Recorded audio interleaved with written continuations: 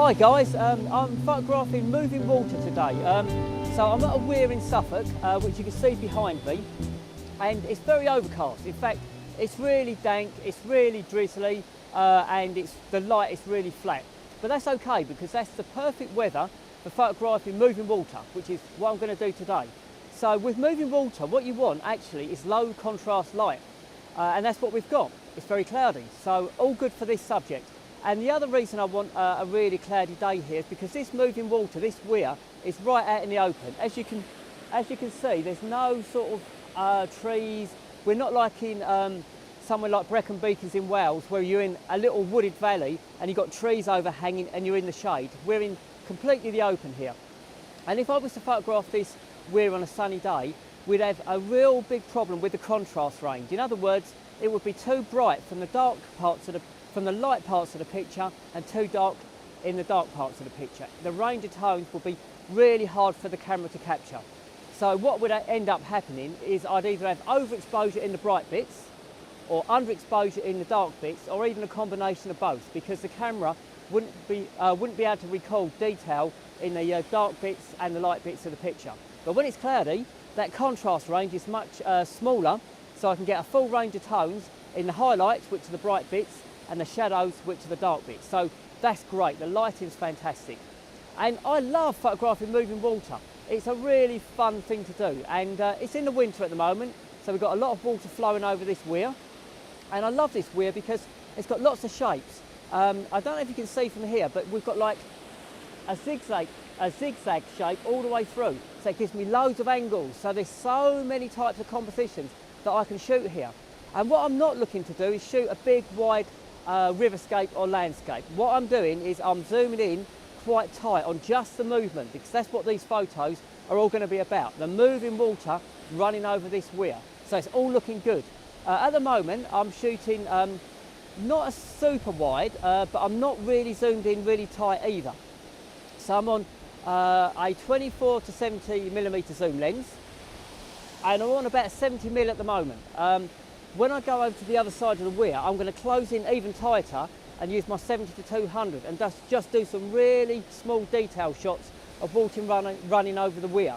But at the moment, 70mm is a little bit zoomed in, but I've got almost the full width of the weir. So I've got this lovely zigzag shape leading me through the picture, and that's my composition.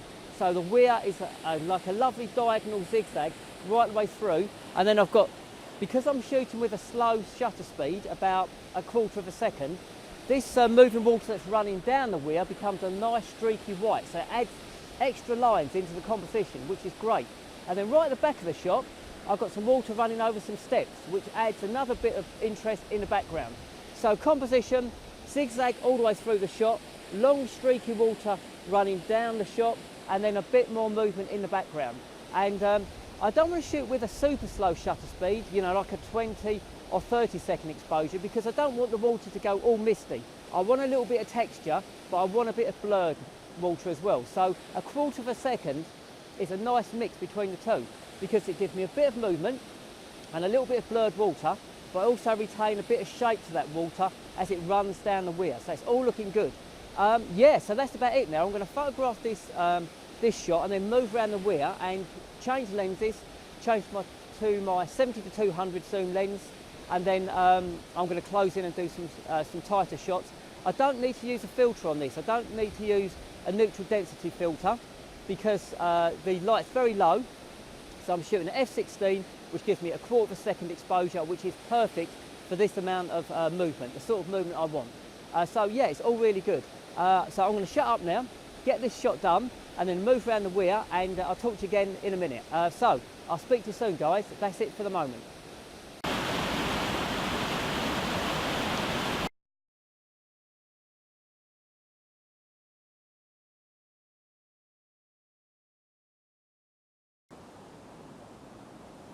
Right, hi guys, I've moved slightly down along the weir, and I've switched to my 70 to 200 zoom lens, and I'm zooming in a bit tighter. I'm on about, I'm on 200mm, so I'm zoomed right in, and there's a little sort of triangle piece that I'm focusing in on, and if I move slightly out of the way, you'll be able to see that, and it's just sort of around about here. And I've got the movement coming down because I'm on a quarter of a second still, so I've got a nice slow shutter speed, but I've still got the texture, so it's not too slow. And I've got a nice little bit of shape, and I've got a little bit more movement in the background, but this is a much closer shot. What I've also done on this little piece as well, I've shot both compositions with a fast shutter speed and a slow shutter speed. The slow shutter speed was the one I'm always going to go for because it looks great, but I'll put a couple of the fast shutter speed ones in as well, and they don't look anywhere near as good.